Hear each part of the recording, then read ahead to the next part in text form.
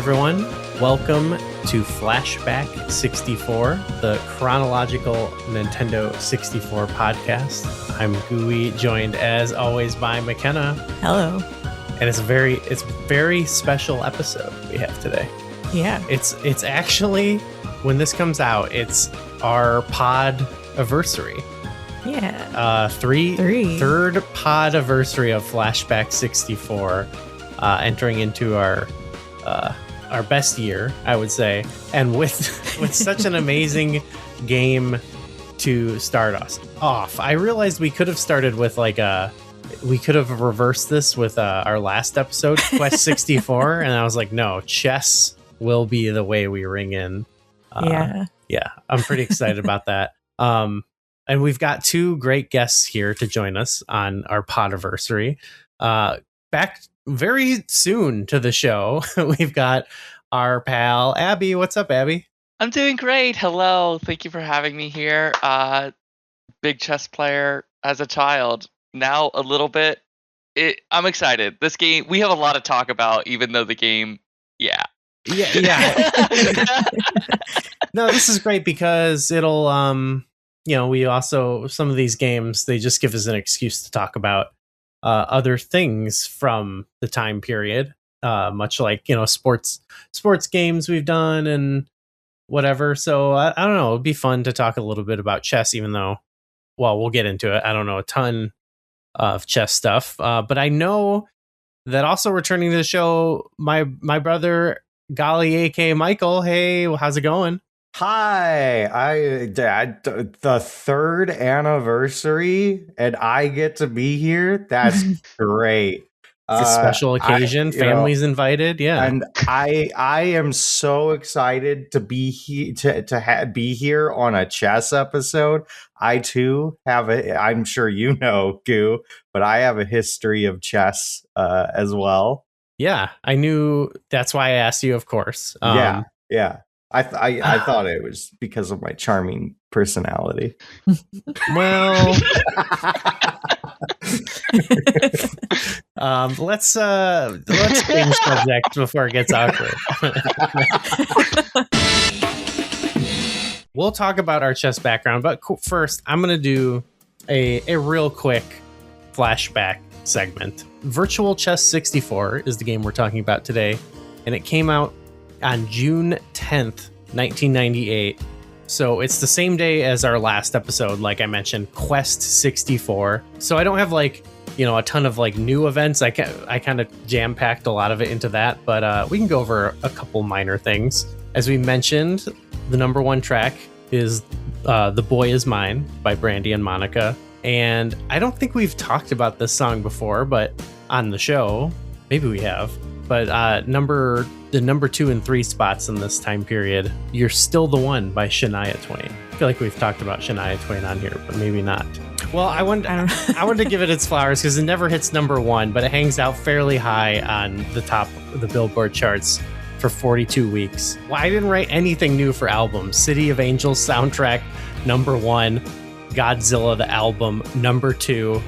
2 soundtracks on the top of the charts. Who could have guessed? Truman Show is number 1 at the box office. So we knew that. So I looked at number 2 at the box office, and it's a movie called A Perfect Murder. Don't ever lie to me. In a marriage of betrayal, he knows. A husband who stands to lose it all will stop at nothing to keep it all. What's $500,000 for? Killing my wife. Michael Douglas, Gwyneth Paltrow, Viggo Mortensen. A Perfect Murder, rated R. Now playing at a theater near you. I'm going to check this movie out because the director had made a handful of movies that I enjoy, including The Fugitive, Under Siege, Chain Reaction. It's that guy. And do you think they get away with it in the movie? The Perfect Murder? Oh, yeah. It's based on Dial M for Murder as well. So the Hitchcock film from forever ago. It's starring Michael Douglas, Gwyneth Paltrow, and Viggo Mortensen. So, oh, man. I mean, I'd probably watch it. Seems fine. It's got, to me, the right ingredients. That's the main takeaway I want from today's flashback segment, that everyone listening, and myself included, we should probably check out this movie and see if it's any good. Get it at your local Blockbuster or Hollywood Video.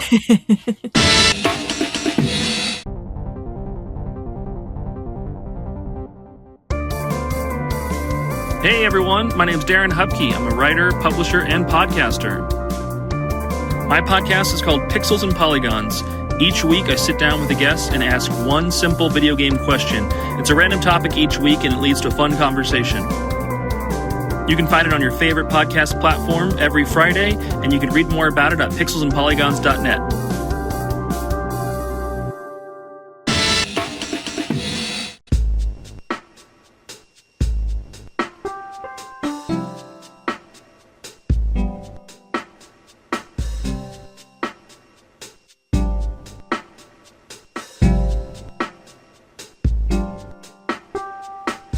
Virtual Chess 64 is a chess simulation game that can be played on either a 2D or 3D board against another player or the computer.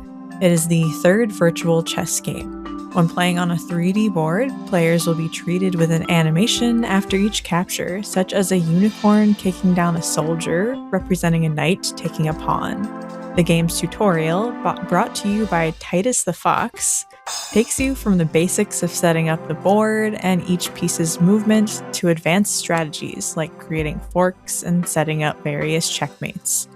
You can set the computer's difficulty by choosing one of 14 levels. Beginner 1 and 2 use artificial stupidity, in which the computer will play moves that give the player an advantage. Levels 1 through 12 give the computer increasingly more time to think about its move. There's also a meditation setting that can be toggled, which allows the computer to think during the player's turn. Grab a friend or play against the computer and set up your checkmate in Virtual Chess 64. All right, yeah, you're treated. I love that. Okay, so yeah, Virtual Chess 64, developed and published by Titus France. We've previously talked about them a bit for Automobili Lamborghini. They did that game. And we will talk about them again. They did the famous Superman 64 video game. So can't wait to talk about that. But for now, we have to talk about... So yeah, you mentioned there's Virtual Chess was their first game, and Virtual Chess 2, which were both for the PC in the mid-90s. And then they followed this up actually on the PS1 with Virtual Kasparov in 2001. So they have some chess history. I believe you actually found that the and I know Abby, you have some stuff on this as well, but McKenna was looking in Nintendo Power and found like that there was a connection that they had to like chess itself, right? Yeah, one of the founders of Titus Software, Eric Caen, Caen. Mm-hmm. He was a junior chess champion in France. It also mentions that in 1996, the Titus's Virtual Chess Platinum won the 14th annual ICCA World Championships. Titus has sponsored major computer chess competitions in Europe. So pretty cool. I think Abby, maybe we can hold off on it for now, but I know there was some dispute about these championships. Maybe I don't want to hold back. This is like directly relevant. Okay. So this is back in the 90s when you didn't have like just the program on a virtual machine in a cloud that you could play against another computer running a different engine in the cloud and have them play 1,000 games against each other and then take those results and take that into, how you're going to figure it out of how well they did or not.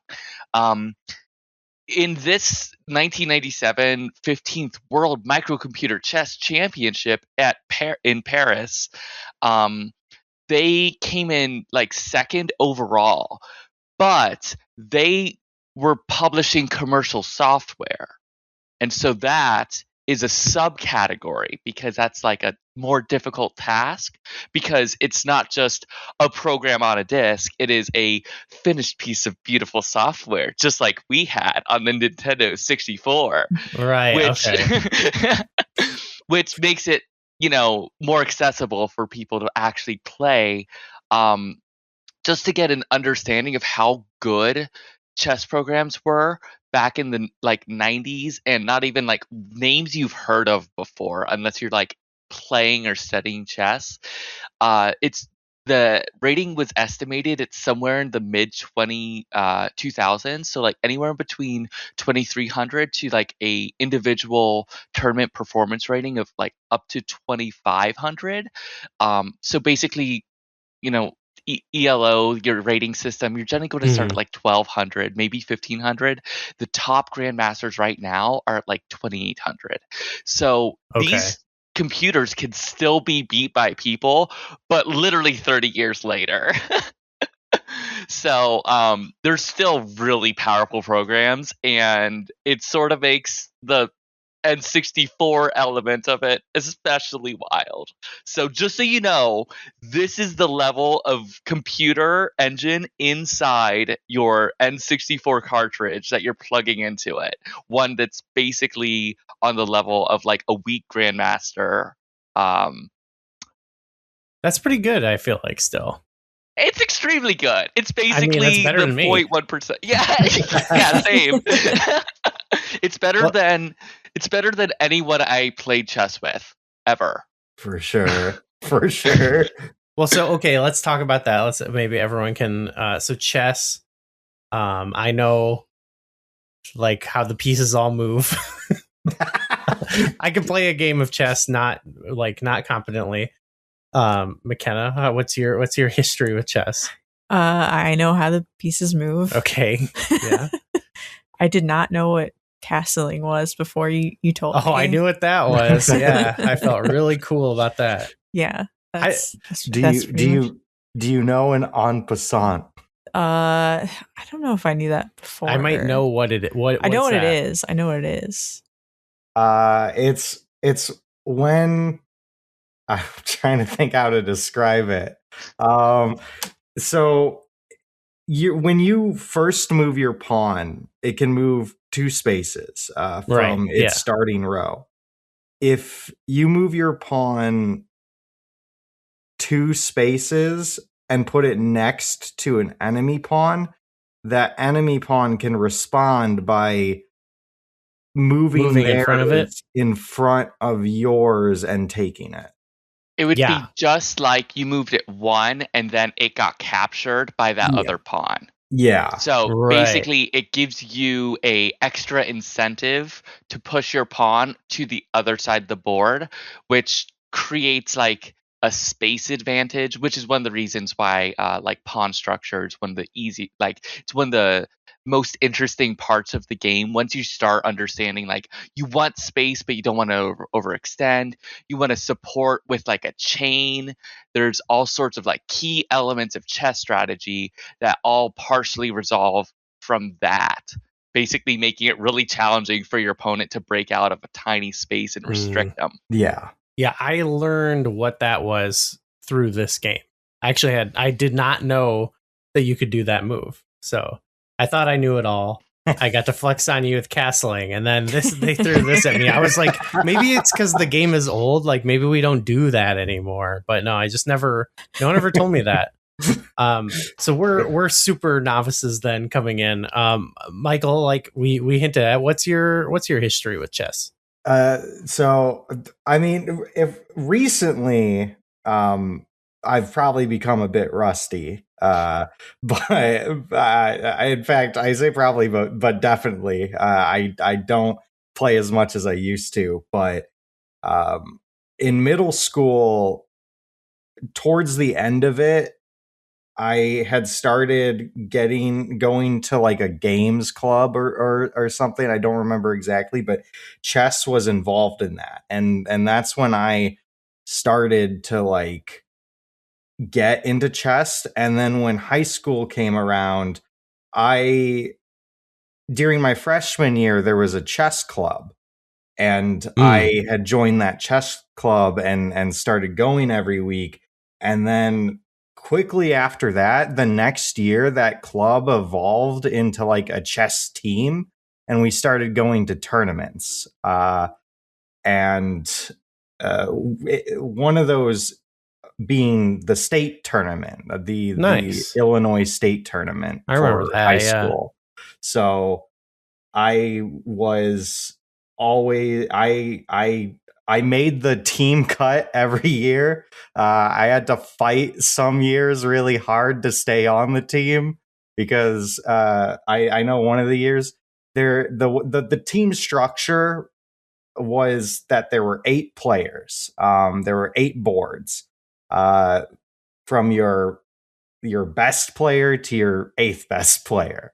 And I remember one of the years I was the 8th board.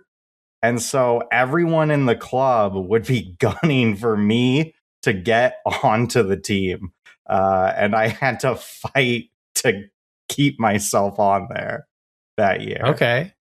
So you did have to work at it. Yeah, I did have to work at it. I had to learn the strategies. I had to, I had to actually have skills in order to play. Well, that is more than I ever did. I was actually, because my high school was even smaller than yours, and there was no infrastructure for anything really, but there was a chess club, but it was really just do whatever at lunch club.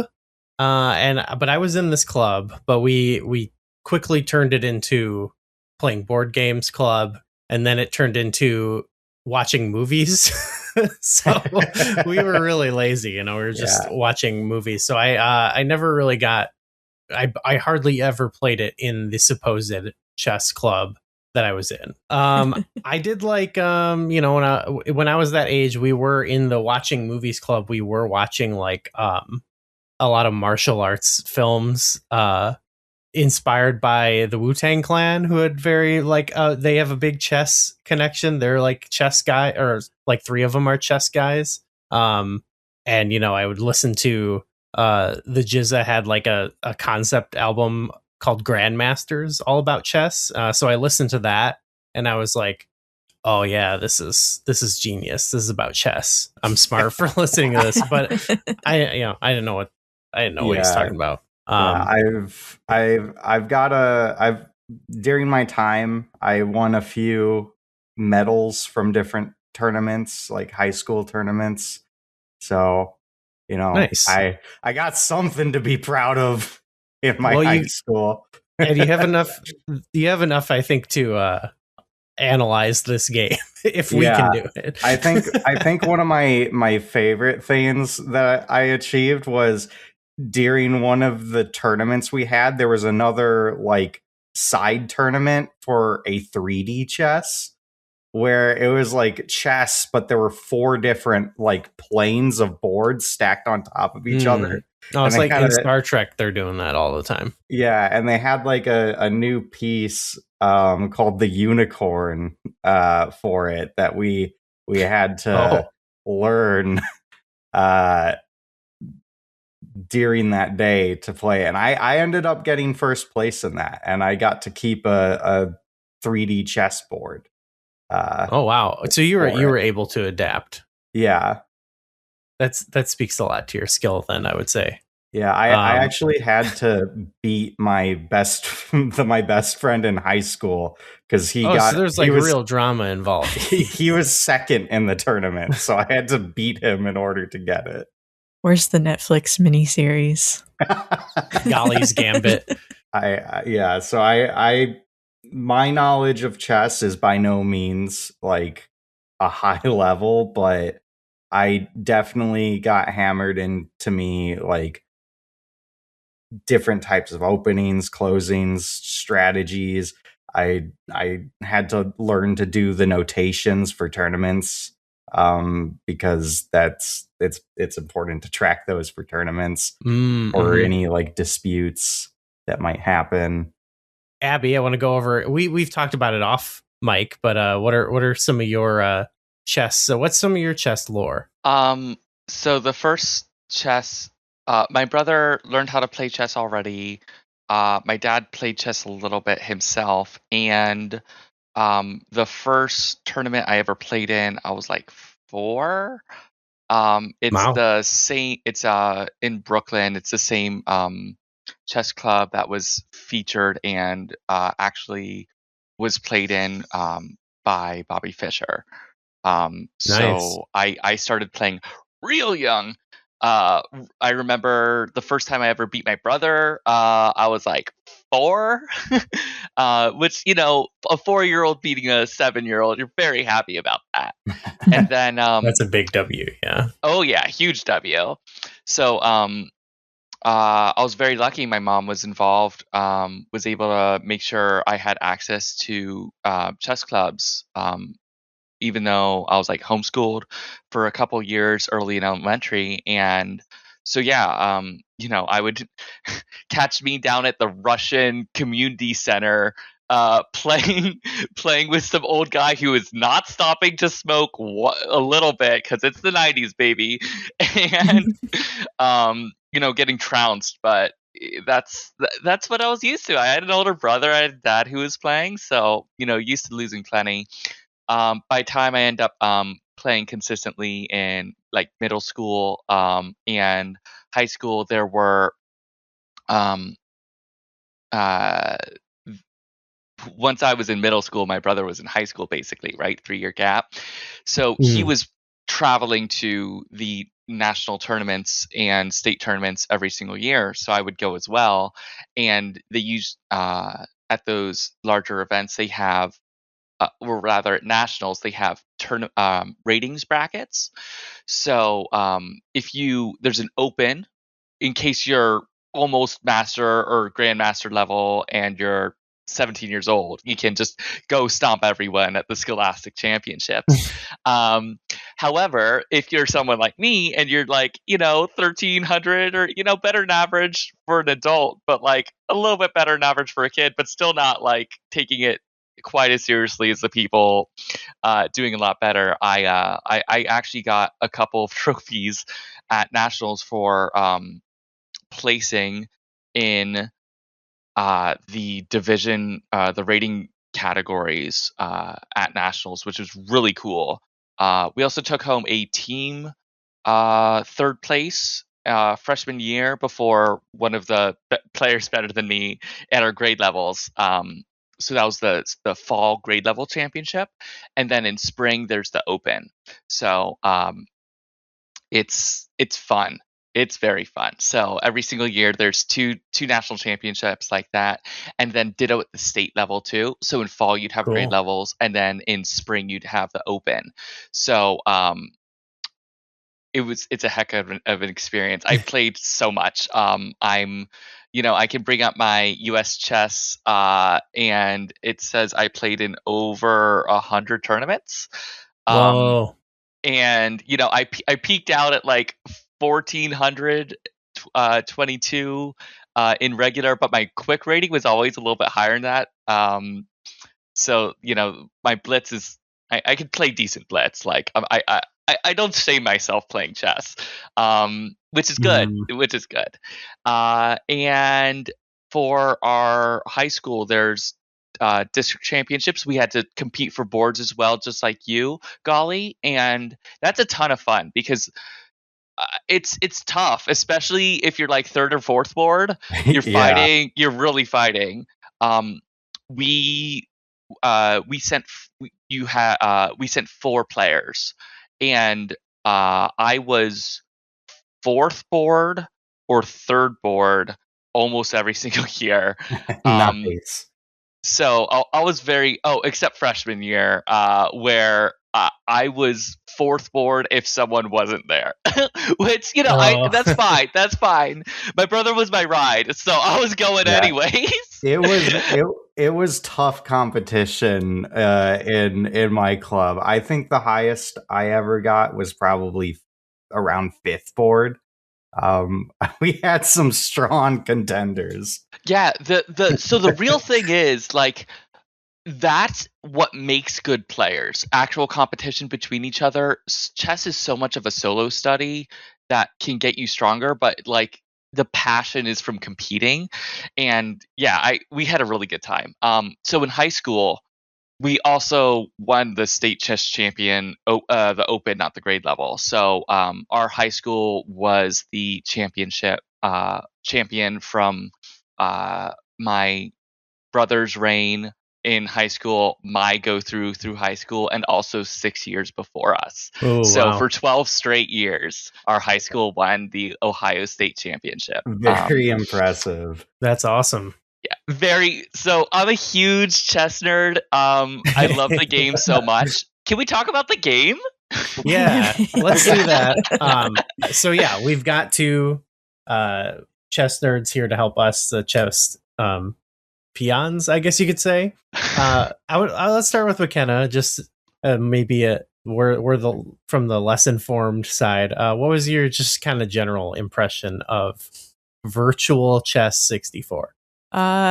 It's neat. I think it's nice if you don't have a chessboard, or maybe if you don't have someone to play with.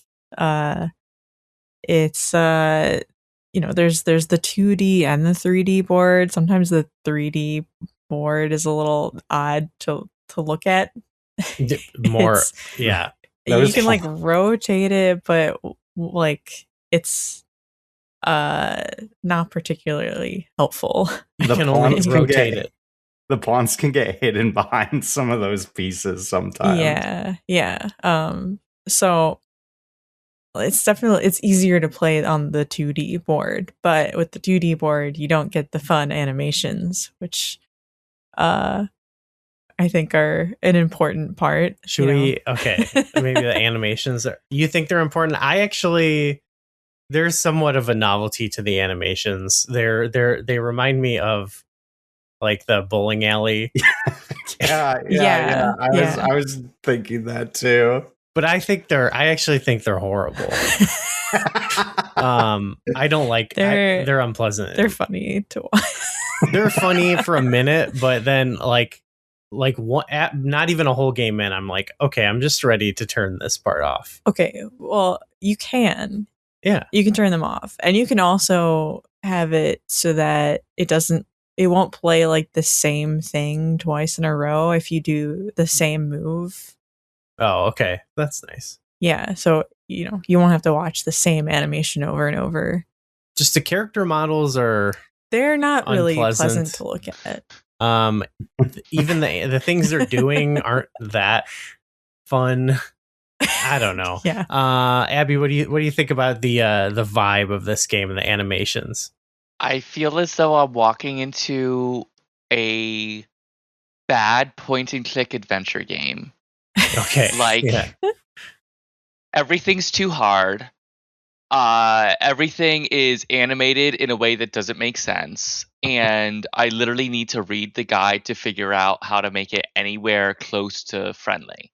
The game is a very powerful chess engine, and it will kick your butt if you don't change it to make it more friendly. I just want to say, I didn't even go through the menus when I first got into that game. I was like, I'm gonna get in, I'm just gonna play a game of chess, and I had to shake off that rust because that computer, that default computer, like it knows every perfect move it needs to make.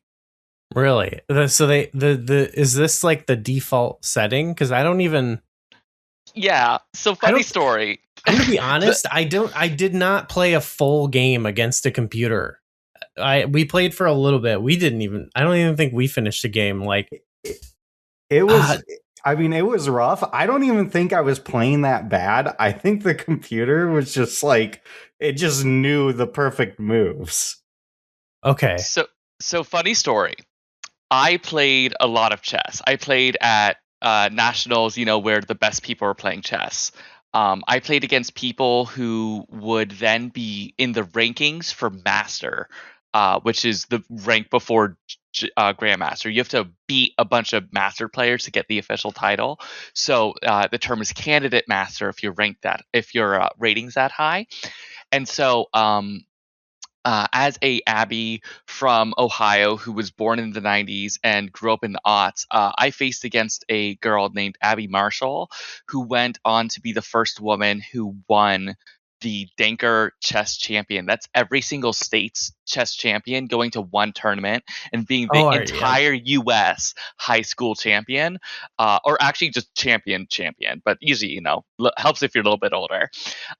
She's ranked like 2100 now. And then my chess coach, who was also a student at the same high school as us, Kyle Jones, who is a chess teacher now, he is in a similar rating pool. I think he's like 2300. Again, this software is at like 2400. It's at least 2300. So it's better than most people, pretty much everyone you've ever played, pretty much. Literally better than anyone I ever played. I played like at a decent level against very good people. It's very silly. The way tournaments are structured, usually what you do is you rank everybody by their ratings 1 to 100, and then one plays 51. I was 51 so often. So I literally played like the people who would win the tournament in the first round almost every time. That's fine. It was a good experience. I was very happy. But like I'm on Abby Marshall's page. She's still ranked 98th percentile. Like, listen, the computer's literally like you have to be one of the best 100 players in the world, professional player on like the world tour to consistently beat this. I would like to say the World Chess Championship ran on like a where is it? I had it right here. It ran on a older PC, so it only ran on a 300 megahertz Intel Pentium 2. Now, the power of the N64 gets that all the way up to like 900. But, there's some graphical stuff as well. It's still like 2 to 3 times as powerful as what gave it like a 2400 rating. It does take time to get there, though. If you load up a modern chess engine, including the free ones on like chess.com or Lichess, the common like websites, you can literally beat it with the first thing that comes up in the first 5 seconds, because your phone is so much faster to run the chess engine to beat the machine. The other thing is the levels it has. So it has 2 levels of artificial stupidity, which is necessary because it will never choose the best move. And if it chooses the best move every time, it's a 2300 making the best move. It knows what the best move is. Yeah. It needs to intentionally make bad moves. And I'm really happy it has a tutorial, because you're not going to learn squat from playing just against a 2400 with no commentary or talking back to forth. The only thing that helps the computer get stronger and stronger in between levels 1 and 12 or 1 and 10 of the non-artificial stupidity is the fact it just takes longer to search through all the moves. So it's more patient to account for all the advantages or disadvantages. So if you want to make it stupid, there's a button, the Z button makes the computer go with its best move at that moment. So if it is only going through, 50 moves. I had no idea about this. Read the manual. It's an ugly manual too. It looks just as nasty as the game. If you go ahead and read the manual, you tap that Z button basically immediately. You'll be able to play against a roughly 1800 level opponent, which is still pretty difficult. Yeah, that's where my brother was when he was done and like competing and like almost winning the state championship multiple times. I've definitely fought against some high skilled chess players and like been able to manage my own, but this computer is vicious. There are those different levels of difficulty, though. Like, what you're saying, it doesn't really like. Does it matter from 1 to 12? I don't quite understand how it works. It literally just gives the N64 and the engine that it's running more time to search through the moves, because it can only search through a certain number of moves per second. So it gives itself 3 hours. Which is basically the classical time. Listen, I played game 2 hours repeatedly at nationals. That's the standard, like, classical. Okay. Yeah, game 120 with a 5-second per move. You get 5 seconds for free. And the thing is, the computer will lose to any modern grandmaster because grandmasters generally think faster and think better in terms of like how they're choosing things, which is really cool. Basically, like if you stuck an N64 at a modern high level chess event running this game, it would do it. It might not come in last, and that's still pretty cool because it's literally 30 years old. However, unless you make chess your life, it's beating you every time. Yeah. Well, I think there's something to be proud of there for the Nintendo 64 fans. Our console is a mean chess player. Mhm. Okay, so I guess I didn't. Usually we'll look over the manual, especially when we're first checking out the games, and I just didn't think. I didn't think about even looking at the manual because I was like, "Well, it's chess," and also like there is no. The game just starts. Like you just start and you're in a chess game, and then you open it up and there's all your options. So Yeah. I guess I didn't feel like, oh, there's more to this game. So, did you take a look at the manual? I did. I didn't really look at the controls section. I more looked at the info about the settings, which is where it talks about the artificial stupidity and the different levels, and giving the computer more time to think. That's the meditation, right? Yeah. The meditation is letting the computer think during the player's turn. Okay. Interesting. Okay. I would like to say the control menu is one of the hardest to read things I've ever seen. It is a purple background with lightning storm yellow across the page with a yellow border and a white background, and then the same light purple to compare against the white. Like I was squinting. I was maxing out the contrast. As someone who works in accessibility, that sounds like an absolute nightmare. They had not figured out accessible reading in game manuals yet. I've looked at so many game manuals that were just like, this is horrible for readability. Here's this massive piece of in-game art, and then we're going to throw white text on it. Good luck. Can we get a quick assessment? I'm sorry to ask for you to work off the clock, but I dropped it in the... like, this is terrible. Oh. Yeah, let's pull it up. So the kicker is, like, if you don't read this, it does not explain... There's no tooltip on the bottom to explain what to do. Also, just as a kicker, using the control stick is somewhere in between very good and terrible because it moves slightly faster, but the D-pad luckily works all right. So obviously, you're just moving across 64 squares. You don't have to move diagonally. However, if you're trying to go through menus quickly or like set up an entire position across the board, sometimes you really want to be sliding pieces to and fro. Also, the fact that it allows a 5-minute timer. Have you tried to like physically move? Like, if you've played Blitz before, it is partially a agility game. If you're playing Bullet, which is like I think 3 minutes or less, you need to be swinging your hands. A fun variant of chess is called Bug House. It's a 2-player mode where you and a friend are playing opposite colors from each other. So like, if I capture a piece and I'm playing black, I'm capturing a white piece, right? Yeah. I can then hand that white piece to my teammate, and that's like agility that has to go quick. So we can get pretty wild pretty quickly.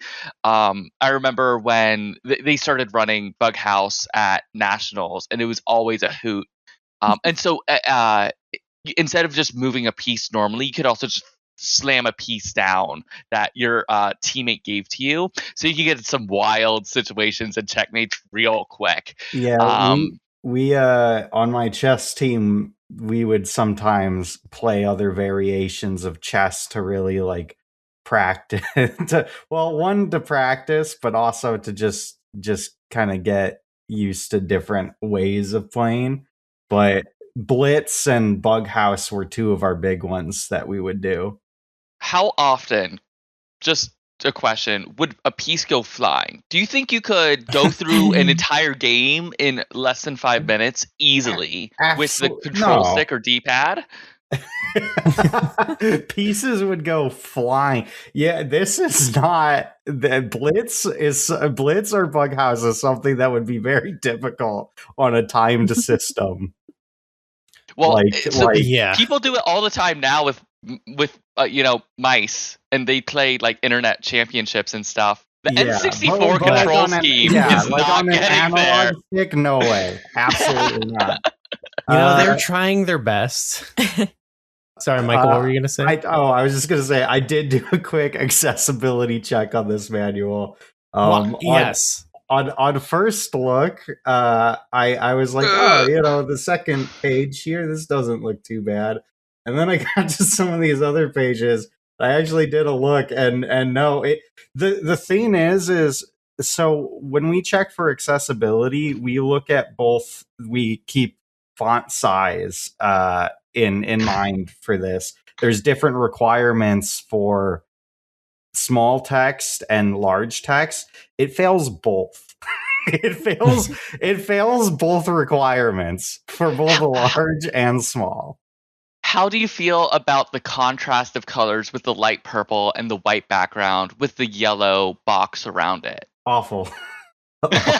So even if you were trying to read the manual, you might physically be unable to figure out how to set up the board to be just like the position you were playing, to set it up in between like play sessions. This game struggles so much on like the core capabilities of being a fun way to play chess. Yeah. It is, again, an extremely powerful engine, but it doesn't teach you anything, unlike engines that can rank and tell you the next moves that are coming.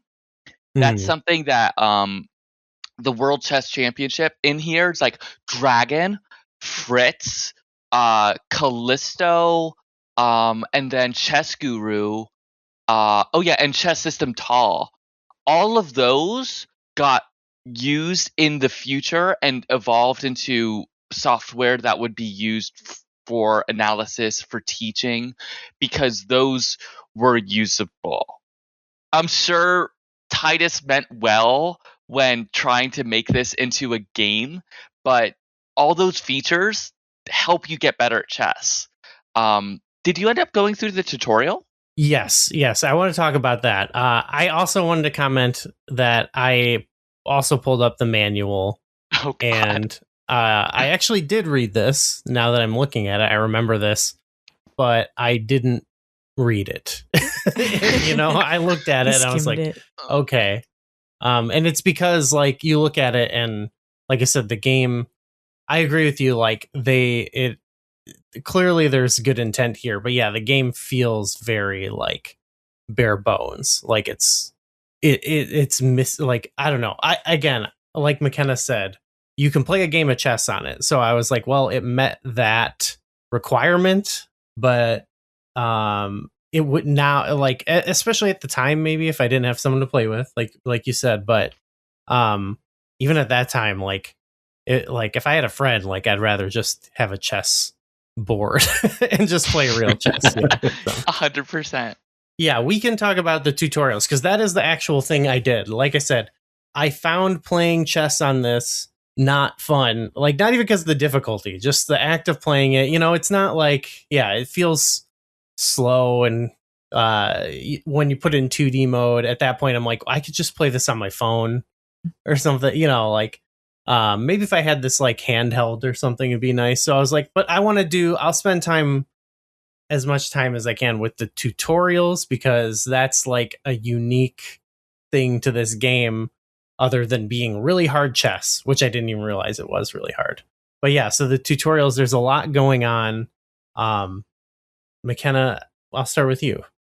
you were just doing some of the tutorials yourself earlier. What did you think? As someone who doesn't know anything about chess, I thought it was cool. I when I've played chess, I do some strategizing, but I wouldn't know like what any of the like I do things to try to that would force my opponent to make a certain move to react to my moves, or put them in a trap them, which is a thing. It was cool to see, I guess, names put to certain strategies, and like I went through even like the basic moves, even though I already knew that stuff. The chessmen. I didn't realize they were called the chessmen. But learned about rank and file. Yep. They literally tell you like these are the squares.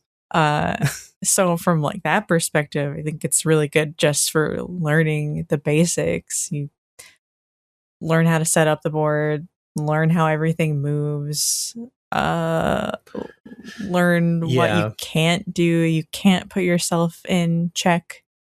Yeah. You can't have, your kings can never be next to each other. Not your kings, yours and your opponents. There was some stuff like that where I was like, oh yeah, that is they obvious, said that, but I've never thought about that. Yeah. It's like, oh yeah, that would be putting yourself into check. Did you find, checkmate. I found that as it got on and it got to more complicated strategies, that I didn't find the game describe them that well, and then they'd be like, all right, now you go do it, and I'd be like, can I go over? And you can't back. If you hit B, it takes you out of the tutorial and you have to redo it. And if you do it wrong, they're like, Titus the Fox is like, you fucking dumbass, what are you doing? Titus is just a 2400 elo player. You'd have to get on his level. Titus is a motherfucker. Yeah, I would like to say, like, this is about the level of what you can expect from like a PC program at the time as well, where there's not much in terms of explanations, there's not much in terms of like accessibility. There's a lot of just like chessboard with a menu drop down at the top and good luck. Like, you would open up other windows for other things. I have a theory about that too. Go for it. I think it's, and because I started to feel this way actually, where we'll talk about it, but more so. But they have real people and real games analysis in this that you can look at, and similar to the tutorials, I was like having a hard time. It was just like, okay, you're telling me, oh, and this is a brilliant move because it does this, and I'm like having a hard time like understanding it. So I was like, maybe I'll seek out outside, like just to learn about it in a way that suits me better. Maybe I'll try to read about these online or like watch a video or something. And I pull up a video of a guy talking about it, and everyone's so chess brained because I'm just watching it and they're like, yeah. And then and they're just saying letters and numbers. And I'm like, I don't know what the fuck you're talking about. Can you like that? I feel like once there's a certain level of like, when you're in it, you have a lot of like you really have a lot of like foundational like understanding of things that I feel like it's like maybe hard to go back and explain it to someone like me. You know what? What were you gonna say, like they're just reading out like the straight notations. And it's like, for me, it's like that's not helpful for someone who doesn't know chess notations. I feel like you have to internalize a lot of that before you can understand. Sorry, I didn't mean to cut you off there, but yeah. No, and the kicker is like, even if you did understand it, you have to say why it matters. Why does pushing, instead of your king or queen pawn, pushing one of your bishop pawns first, why is it good? Because it's an extra attacker on the center. Like, it's just probably going to be free space early, so you just get an extra attacker in the center. That's like why like Alekine's gambit or something of the sorts makes sense, because you need to do that. But like that, where are you going to learn that? The simple answer is you bought a chess book that everybody bought, which is Bobby Fischer Teaches Chess. And I'm sure you've seen that white book with him sitting there with the chessboard underneath. I'm sure you two have seen it. Listen, if you lived in the 90s or aughts and you were anywhere near chess, you saw that. But so the kicker is, you don't understand the algebraic notation. I am not a machine learning or database sort of gal. That's not my level of science or programming or math knowledge. Golly, you got that knowledge? You did some. You said you did some notation, right? Or was you just? You said you did notation, but I'm talking about like how the computer thinks. So this uses null move thoughts. So it goes ahead and so basically I have very rudimentary like knock rock against rock kind of knowledge on systems like that. Yeah, so the way the chess program thinks, it doesn't even think like a person does, which is one of the reasons why it can be why it won't win like at a modern professional world championship or world tour tier. Instead of that, it basically takes every single position you can move into and pretends like, what if we do that, and then rate the rest of the position based upon that, which is why you'll see a gauge on the side that's roughly equivalent to like modern Stockfish or Fritz or ChessBase Engine. But like it'll get it wrong. It'll get it wrong by like half a pawn. And the thing is, you take two modern engines that both play at like 3,000, 3,500 level, and you let them play each other. They're drawing about 95% of the games or something stupid. Like chess isn't a solved game but it is basically, you take two good enough computers, the best players we have will almost never win against each other, because you have to win in So at the end of the game, if you just have a king and a knight, or a king and a bishop, you're not winning the game. If you have a king and a rook pawn, you're not winning the game. If you so you gotta win. You gotta put yourself in a position where you're winning by more than just that at the end of the game, and that's really challenging, because I don't know if you know this. The engines are so much better at that. You're not learning that in the tutorial. You're not learning about like the strength of the pawn chain. You're not learning about the strength of space and like the speed of development. You're not learning about tempo and gambits quite in a way that like you can conceptualize. Like, it's okay to lose a pawn if you get this much space. If you get like 2 extra pieces developed, it's so worth it. There's an opening that loses 3 pawns and gets 2 minor pieces developed and the queen out of her starting position, and you basically never take those pawns if you're the other player, because you will lose the game. It is just absurd. Like, you gotta basically play perfect afterwards to barely get a draw. Like, as a product in the 90s, if you want to play the hardest chess player in the world, and you could do it a lot cheaper than a plane ticket with $70 at your local, or however much this cartridge costs, That's kind of badass, in my opinion, though. I respect it. Just because I was curious, I want to give just a good idea on how bad parts of this manual is, at least in terms of color contrast accessibility. So for like regular text, there should be like, and this is like the measurement of like brightness to like the colors in the background. Yeah. But for regular size text, it's supposed to be a 3-to-1 color contrast, and for large text, it's supposed to be a 4.5-to-1 color contrast. I'm looking at some of the worst ones here, and it's like a 1.5-to-1 contrast. Well, basically meaning they're almost the same like brightness to like background. It's ridiculous. Thank you for validating me and not just saying, "Hey, you can't see." I think that carries over into the game. Like reading, it's not as bad, but the actual tutorial part is hard to read. Some of the fonts, I was trying to look up. You were having an issue with this?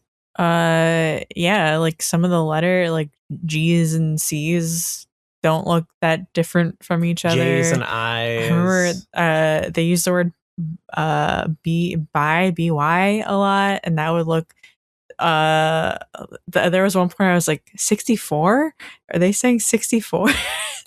I was trying to look up some of the players mentioned in those like recorded games, and certain letters, like I would type it into Google and it wouldn't even come up with a suggestion, because like the letters I thought it was were so fucked compared to what it actually was, that I had to like just keep trying different. Okay, maybe this is a J, maybe this is a, it was a nightmare. And the game all around, I think the game all around is aesthetically kind of just like a mishmash. Like I don't know what was going on there. I feel like maybe they spent a lot of time on the chess engine, maybe, and not so much on the game itself. Yeah, I will say that this is not uncommon for like the game. A lot of the games we've been playing don't have the best fonts or readability. We've played some aesthetically fucked up games too, for sure. I mean, the 90s, it was a time where accessibility, honestly, in terms of accessibility hasn't been like a thing that people have thought about until recent decades. Back in those times, it was like, we'll just put in whatever and it'll be fine. So yeah, it's in the grand scheme of things, accessibility is a very new rising concept. How did you feel about the legibility of the board with the different designs? I know you said you were having struggles with 3D. Did that? Big time. Okay. I instantly changed it to 2D and never looked back. There was definitely times where I was like, what piece is this? I never did 3D after the time we played. I was just like, I can't even, I can't enjoy it. Did you go through, there's like 4 different sets too. Did you go through those as well? Different sets? Yeah. So they had like a unicorn, like they had like fanciful things. It was also hard to tell. Like one of the beautiful things about chess is like the designs of the pieces are so freaking iconic. This was a gift from my high school chess coach, but like I'm just holding up, they're all scrambled in a bag, but I can tell you over webcam through a plastic bag, you know what each piece is immediately. And this is a game on a system largely for kids, and it's just hilarious to me. Like, it was just like, this would be such like a family computer concept. That's what like Chess Master like, is this or other the queen games or were. the king? Yeah, right? I struggle with that.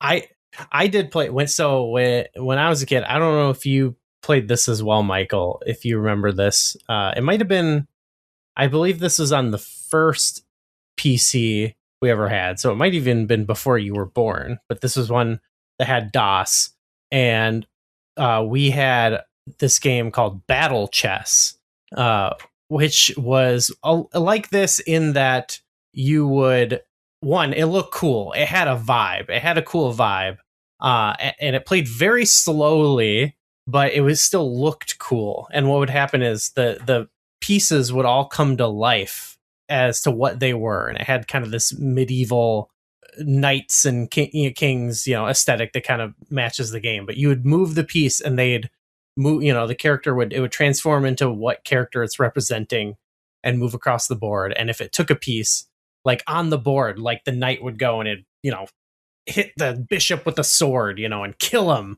And it was awesome. It was like just so cool. Obviously, like it was kind of slow waiting for the characters to walk. It wasn't so instant. And if one was in the way, like one would like get out of the way to move to let it go by. I might have been too young to remember any battle chess on our old computer. Yeah, it rocked. The most I remember from our old computer is playing like Elmo games or something. Oh yeah, well we'll talk about that later. Yeah. We'll get to some Elmo games. But yeah, this was not the vibes were off. That there's one song in it, that plays. We listen to it for hours. It feels like a bad like rendition of Jeopardy. Yeah, The Final Jeopardy song. It's like the haunted off-brand melody. It's not good.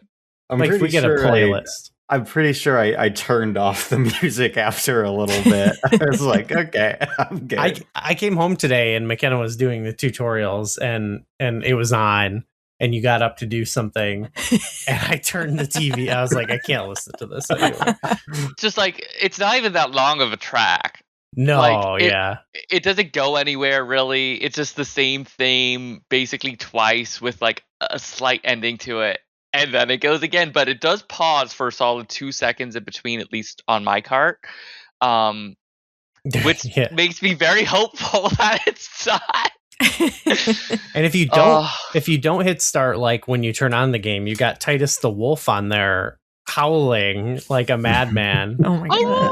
It's like, when we first played the game, I was like, "What is happening? Are we playing the right game?" And there's this weird, like, you look at the cover and then you start the like. There's nothing that like gets you like when you start up battle chess. It starts off there's like some cool imagery and stuff like a shield and like a helmet and a sword, and it's got like a cool song. This you turn, it's just like. It's like an attack on the senses a little bit. So what is this knocking off of the best box? You know, it's going in the top. Where's it going? Is it better than Super Mario 64? Yeah, it's number one. Do we got a new number one?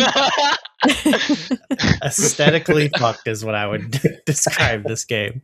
I did like Titus, the mascot of the company, like teaching you, you know, it's like, that's kind of like a cool connection. Like maybe if they, I mean, I don't think the Titus games are like the most fondly remembered games or anything, but maybe if they like leaned into that a bit more, like if it was more cartoon mascot stuff instead of like, it's kind of also trying to be like the like a little 90s gross with some of the characters, like. It's like it's sort of like, what is this? I'm not sure who this is for, who this appeals to. They should have had Titus at the animation been Titus beating up other Tituses. Yeah, strangling them and stuff. Yeah, with the full like quality animation we got with the battle parts too in the 3D.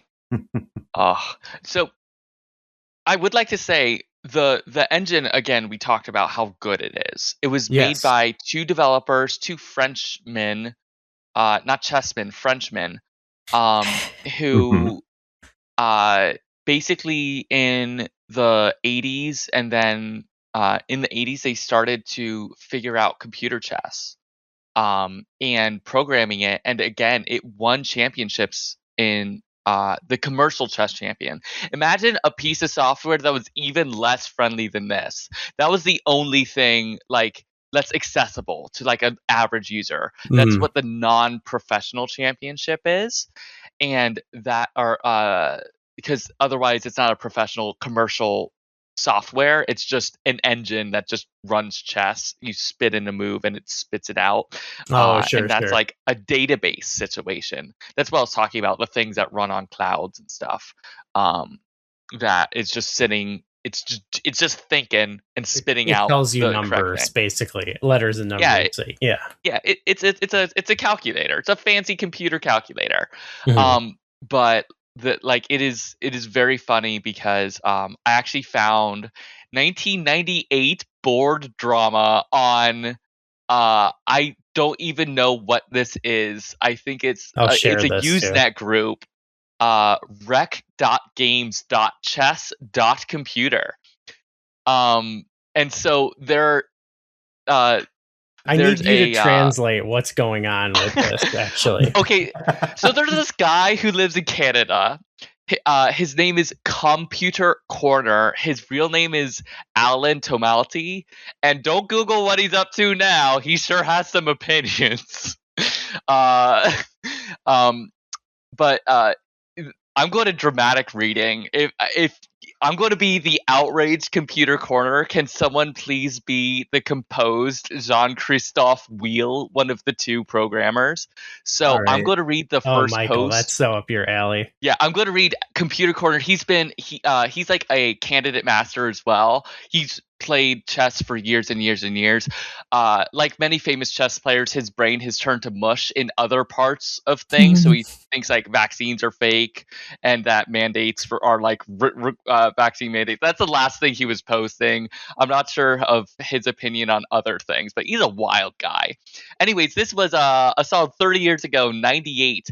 A meaningless title when Junior becomes commercially available. Are we to say that the commercial Junior, the only software that beat the virtual chess in the championship, are we to say that the commercial Junior is amateur world champion and virtual chess is professional/commercial world champion? The title of professional world micro champion is for losers. And then there's like 8 exclamation points. I have not attacked virtual chess per se. I have attacked the Nintendo advertising. Titus was a sponsor of the championship, so this guy just got online and was raging on the boards like a year after everything happened. Okay, so basically, is Nintendo advertising too? It's Titus. Titus, right? was. It was Okay. just Titus. Like, it's just absurd. So can you please go ahead? There's other nonsense about, it should be, why is it a different category? I just told you, like, one's like a computer engine that just spits out the next move, and one's like a finished piece of software. Go ahead. You're the calm and composed Jean-Christophe okay. Wheel. You're cool. You're all right, like awesome. Yeah. Our famous friend Computer Corner just show his incompetence once more. He wrote, well, the virtual chess program did finish in second place at the 1997 World Micro. So it is a strong program, but the site claims that it is a world champion, so that is a lie. I would like to know what GM 40/2 tournament. That's the time control, 40 minutes /2 for okay. each move. Yeah. Gotcha. Thank you. Tournament it participated in to get a TPR of 2680. That's the rating. Yeah. Nobody here has heard of it. Despite the hype, virtual chess is a very strong program, so you can't go wrong by buying it if you have a Nintendo system. It's just, I love how, like, nonsense angry they are. In the ICCA Journal of December 97, you can read page 255. The virtual chess team received a second golden trophy for retaining the title of Professional World Microcomputer Chess Champion. So there is no lie in the webpage, only a non-knowledgeable computer. By the way, that's computer with a K. By the way, Virtual Chess 2 is on the shelves mid-December in France and should have touched some others European countries since. USA should receive it very soon from now, mainly when distributors are ready.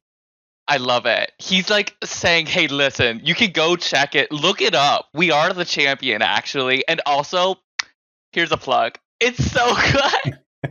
I don't understand what the guy, not the Computer Corner, is so mad about. Well, I he's don't saying, understand. how dare you say you're a world champion when you're just the world champion of commercial software?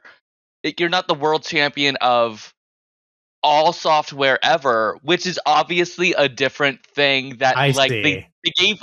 It's like just how I said I won a trophy because I was like 4th or whatever But in my rating classification at nationals. I wasn't the 4th best overall, but I was the 4th best within my ratings class. But even if it's not true, like the game is actually really good. Yeah, well, but what if you were a very bad Canadian and you needed to rage about it like months after the event happened?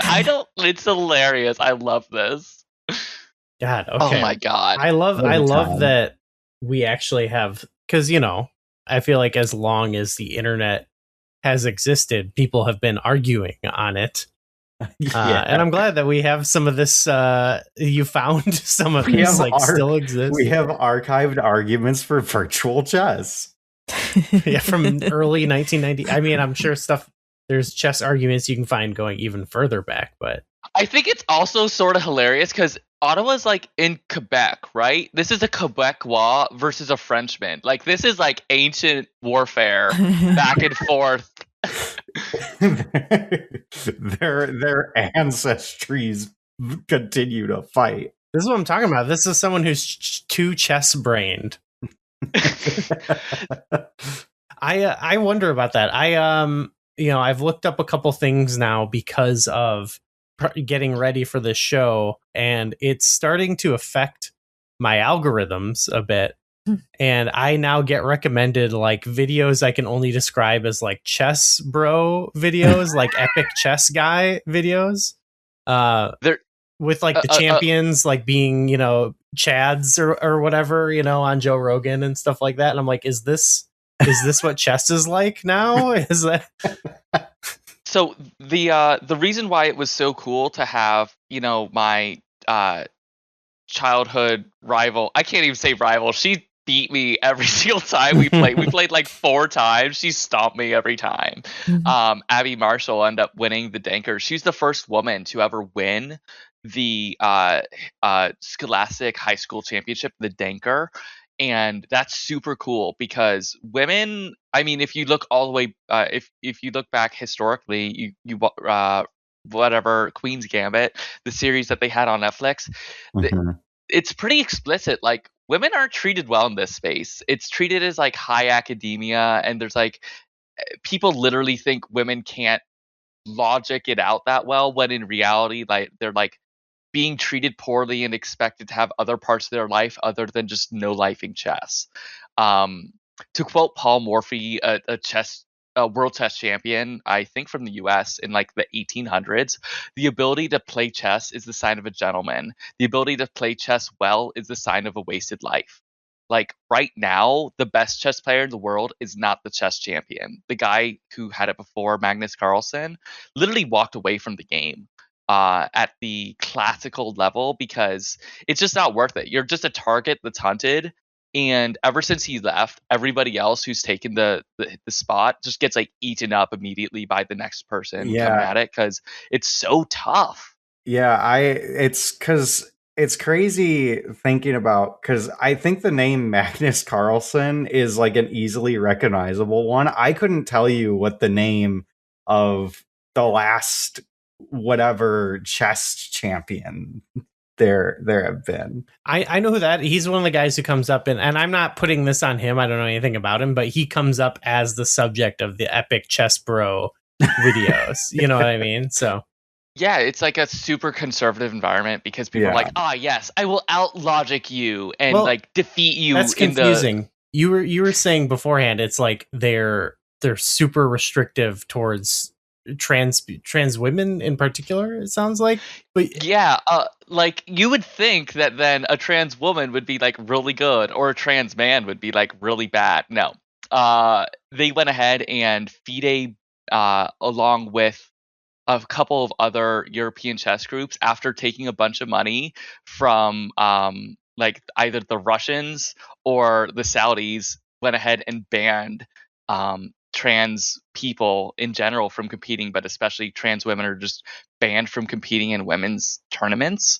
And like there's still trans kids, and right now a young girl just won, I believe it was like this one of the Carolina championships, state championships, which is super cool because like in this environment too, imagine trying to focus all you can, trying to beat the whoever you're playing against, they don't have to worry about that stress. Meanwhile, you're getting just harassed just for being yourself. So like it's tough. The right wing takeover of chess is real, but also like I don't know. You think of your average person in the park hustling at chess. You're thinking of like an old black guy in Right. Brooklyn, and that's I mean I lost money like that way. It's fun. Yeah, that's what seemed weird to me about it, is because like chess is like something that's like pretty. I mean, we talked about how it's like very hard for us to understand, but in terms of the actual act of performing it, it's very accessible, and it's probably not even really that hard to understand. But it seems like something that anyone can sit down and play, and there's not like, the fact that like they're, I don't know. Of course, that type of stuff is just going to always manifest in almost everything in our society. But it's like, why? Like chess is like the most like anyone can just kind of sit down and do some this of with my no. Some of my favorite chess matches that I've been in haven't been ones that I've done in like high school tournaments. It's just been ones where somebody out in the wild will just have something set up and they're just doing it for the love of chess. Yeah, I don't understand. It's super cool. The game's super open now. You have an engine that's way better than this bad game in the 90s on your phone in like chess.com or Lead Chess or any of the chess engines you can buy pretty darn cheap that are way more friendly, that'll help you learn a lot faster. There's a ton of free resources. All the most famous books are in your library, free to access if you want.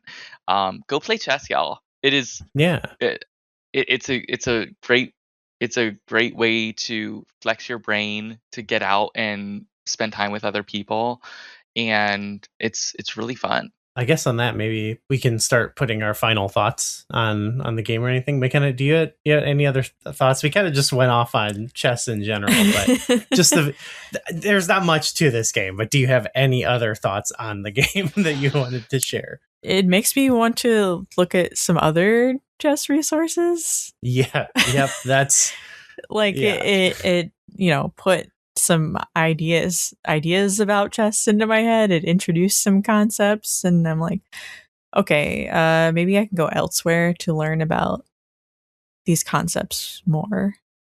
I'm with you, and I also feel like we kind of dogged on a lot of things, the aesthetic and stuff, but I do appreciate, like, clearly it was made by people who really care about chess, and I can definitely appreciate that. If you're a household with a Nintendo 64 in 1998, like this could be a good thing to have on and play chess. Like I think it's a good addition to the library, and it's nice they just got us to like talk about chess. So yeah, as much as we kind of were mean to the game, it's cool. It's fine. I'm not mad. No. This game probably, I have to imagine that somewhere out there, this game introduced a handful of children to chess. There's probably people who are like nostalgic for these hideous animations in the game too. So good for them for having those nightmares. Anything else, Michael, you want to throw in about the game or anything before we get out of here? I'd have to be really scraping to find anything else to say about this game. So I think, I appreciate it for what it probably was in 1998. And I'll leave it at that. For sure. Abby, how about you? I think we're really lucky to be in a place where there are better ways to learn chess. However, if you want to get your butt kicked by a piece of software 30 years old, this is a great way to do it. Absolutely, 100%. Once you throw it on 2D mode and you want to play your best, it is a tough opponent, and I'll give it that much. Like, I did not win by myself. I booted up a modern chess program and it just stomped it. So nice. It's good. It's good, but it's press tough. Z. That's a good tip you brought. I'll say. Press Z, everybody, Yes. when you're playing. Go on the artificial stupidity and smash Z instantly. So it'll take the dumbest move it thought of first. Otherwise, I mean, I wrote down, well, there's no reason to get into this, but I wrote down all these names of people from these game analysis, including Titus himself. The Fox had some game analysis. So maybe that's something. Some of these I looked up and didn't get very interesting things. So maybe this is some of our start. We can learn about the, Giochino Greco or whatever in 1625. We'll figure out what he was doing or something. But there's something here for someone if you want to like start to learn about chess, I guess. Final thing I have is a criticism of the game chess and how it could be improved. Some have said it's too simple to be useful in real life. A mere 8x8 grid, no fog of war, 64 squares. no tech. Oh no! No Another technology right-wing- 3. Oh no! No random map spawn position. Only 2 players. Both sides exact same pieces. Polytopia addresses these limitations.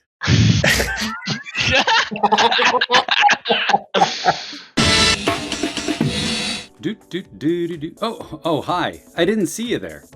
I'm Nick McConnell, and you caught me reading the instruction booklet for Street Fighter II in preparation for my weekly stream Instruction Derby, where I take a look at the creative, fun, and sometimes bizarre lost art of video game manuals.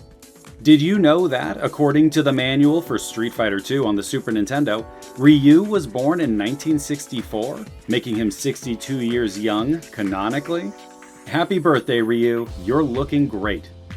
Did you also know that, per the manual for Laser Invasion on the Nintendo, the UN enters a conclave in order to select a new commando? Or did you know that the dancing enemies in Super Castlevania are named Paula Abgul and Fred Askare? These important facts and many more are discovered every Wednesday at noon Pacific on Instruction Derby over at internet website twitch.tv/Nick McConnell. Part of the Soundstone Network. Michael, Abby, thank you so much for joining us. I want to let people know next game we're going to be covering is Chopper Attack. Quite a different game. Whoa. It's a different type of battle, let's say. The fog of war is there. Abby is spinning like a helicopter. I'm immersed. I feel I'm like dizzy. I feel like I'm in a helicopter. This is crazy. Okay, Michael, what would you like to promote? Anything? I'll promote the Golly Rogers at Twitch. I stream there a lot of times on Sunday. I don't. You know what? I'll also throw in if you haven't listened to 64-bit Adventures, on Flashback's Patreon, go listen to it. It's great. We got a great one. I'm gonna guess the newest one should be out by now too. With because we're way ahead of time on this recording. So yeah. Blast Core. We're in the world of Blast Core, so it's pretty cool. Mm-hmm. Okay, great. Abby, you've been kind of a woman of the people lately. Last time you were on here promoting the great game of baseball. I can only assume you're going to promote the classic game of chess. But is there anything you'd like to promote? Well, just want to say happy podiversary, happy third podiversary once again. Yes, thank you. And then shout outs to playing like it's in the 90s. Turn your phone off, go play some chess, go play some baseball. Just turn your phone off and have some fun. Breathe some fresh air. I'm shouting out turning your phone off and not looking at it for a solid 10 minutes to an hour at a time. You're speaking to I mean, I'm one of the people who needs to hear that, so we need to go outside and play some chess, McKenna. Yeah, one of these places nearby has it. I'm sure they all do. One of these places probably have a giant chessboard somewhere with Life size. pieces. If not, hit up your local library. Check out the like uschess.org, I think, has listings of tournaments as well, so you'll be able to see tournaments that happened within your zip code. So yeah, go play the game yourself. It's a ton of fun, and you'll get off your phone, which is great. Awesome. Well, couldn't ask for a better set of guests for our podiversary. Thank you both for coming on. Thank you to Lee, our Triforce tier patron, for being awesome. Thanks, Lee. Thanks, Lee. Go to patreon.com/flashback64 to figure out how to join the illustrious ranks of Triforce tier. Check us out at flashback64.com, soundstone.network for the Soundstone Podcast Network. They're not going to be reading the Virtual Chess 64 manual on Instruction Derby, I'll tell you that. But check out Instruction Derby, Kirby Conversations, Pixels and Polygons. McKenna, great job. Great job, dude. And we'll see everybody next time with Chopper Attack. Bye. Bye.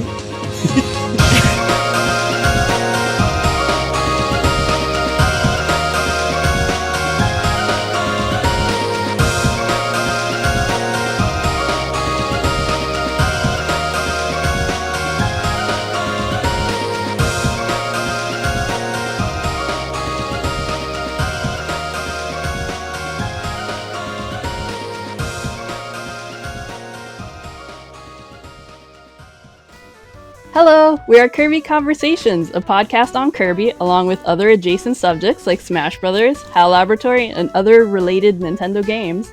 In each episode, we take an in-depth, well-researched look at a Kirby topic, drawing on our decades of experience playing Kirby games, creating Kirby-related content, and working in and around the video game industry. I'm Sean Douglas. I'm a theater and video game journalist. And my name's Bridget. I'm an online Kirby commentator and collector. Our team also includes photographer and Nintendo ambassador Kai Captain Dangerous Parker and Gigi, the editor-in-chief of Wick Kirby. Join us for deep dives into Kirby's history, interviews with industry professionals, and even inside looks at Nintendo, as together we explore all things Kirby and HAL Laboratory. You can find Kirby Conversations on Apple, Spotify, or wherever you listen to podcasts.